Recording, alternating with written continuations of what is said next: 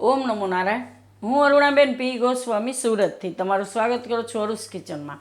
તો આજે આપણે બનાવશું કાચા કેળાનું ગ્રેવીવાળું શાક. તો એના માટે આપણે આ 6 થી 7 કાચા કેળા લીધા છે અને 3 આપણે ટમેટાં લીધા છે અને થોડાક આપણે મરચાં લીધા છે, 3-4 આ મોરા મરચાં છે અને 2-3 ચમચી આપણે મલાઈ લીધી છે દૂધની તાજી, થોડાક કાજુના ટુકડા લીધા છે અને 2 ચમચી જેટલી આપણે સફેદ તલ લીધા છે અને લીલા ધાણા આપણે ડાઠિયા હારે લીધા છે અને જીરું લીધું છે થોડુંક વઘાર માટે અને મીઠું જોહે સ્વાદ પ્રમાણે, થોડીક આપણે હળદર લીધી છે અને લાલ મરચું 1 ચમચી ને 1 ચમચી ધાણા જીરું, તેલ જોહે આપણે અને થોડુંક પાણી જોહે.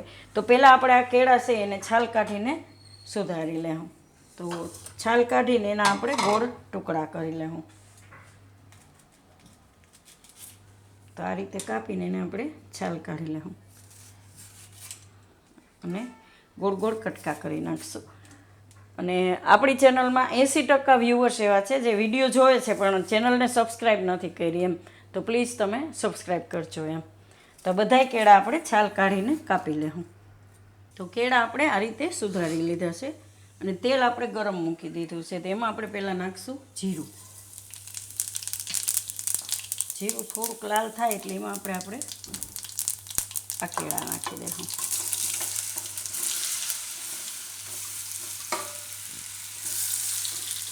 ને હળદર નાખી દઈશું થોડીક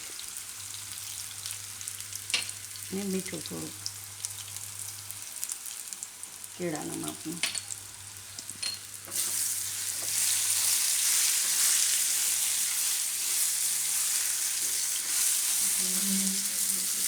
તો આને આપણે ગેસ ધીમો કરીને થોડીક વાર પાકવા દઈશું.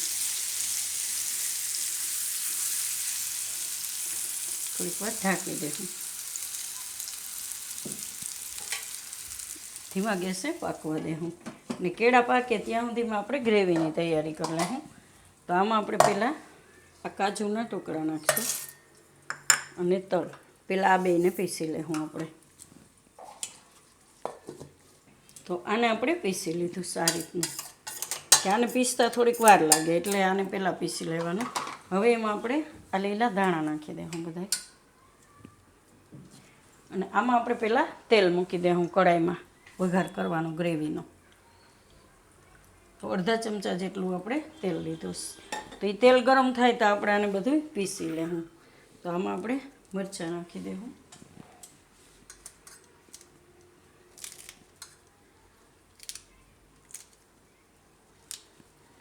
અને ટમેટાં.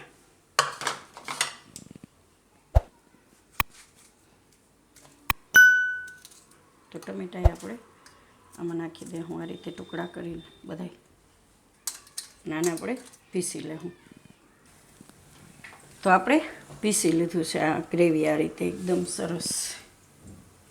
તો આનો આપણે હવે વઘાર કરશું. તો કેળા એકવાર જોઈ લઈએ, એકવાર આપણે ફેરવી લીધા હતા તો એકદમ સરસ પાકી ગયા કેળા આપણે. તો ગેસ આપણે એનો બંધ કરી દેવું અને આનો આપણે વઘાર કરી લેવું.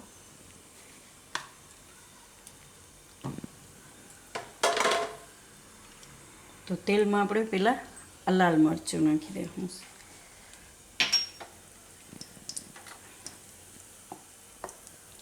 આ રીતે. પછી તરત એમાં આપણે ગ્રેવી નાખી દેવું.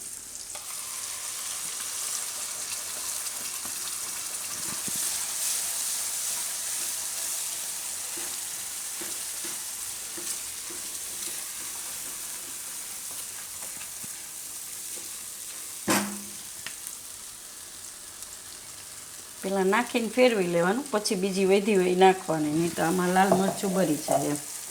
એટલે આ ગ્રેવીને હવે આપણે પાકવા દેવું એકદમ તેલ છૂટું પડે ત્યાં સુધી.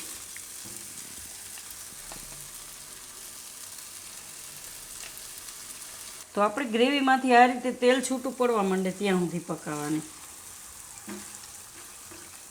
તો હવે આપણે આમાં મીઠું નાખી દેવું સ્વાદ પ્રમાણે, ગ્રેવીના માપનું જ, અને ધાણા જીરું.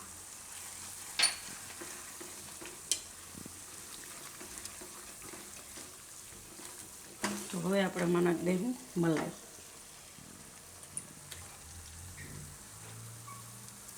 તો મલાઈથી એકદમ સરસ ગ્રેવી, એકદમ રીચ ગ્રેવી થઈ જાય. થોડીક મલાઈ નાખો ને તો. અને મલાઈ આપણે નાખી અને કાજુ નાખાશ તો એને લીધે આ ટમેટાનો જે ખટાશ છે એ બેલેન્સ થઈ જાય એમ સ્વાદ. બહુ ખટાશ નહીં રહી. આપણે 3 ટમેટા નાખ્યા ને એટલે.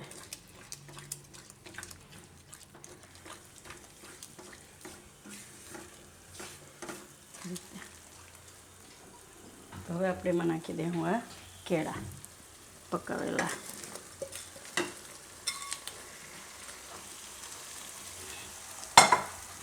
અને મિક્સ કરી લઈએ.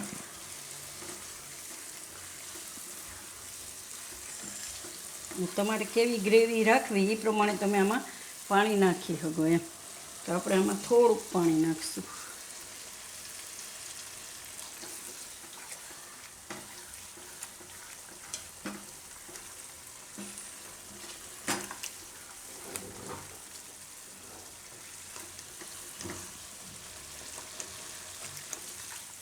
આને આપણે હવે થોડીક વાર ઢાંકીને પાકવા દેવું એટલે કેળામાં બધોય મસાલો ચડી જાય આપણે.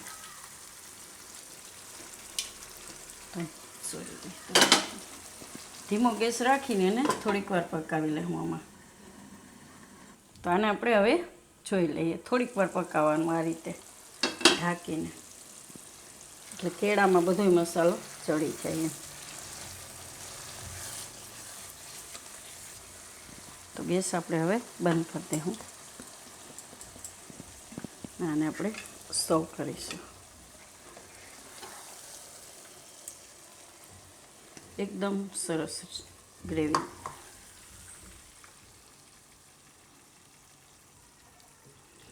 તમારે ઉપરથી ધાણા નાખવા હોય લીલા તો નાખી શકો એમ.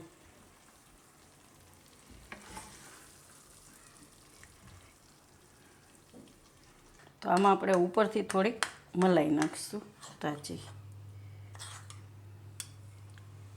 તાજી મલાઈ કાઢેલી હોય.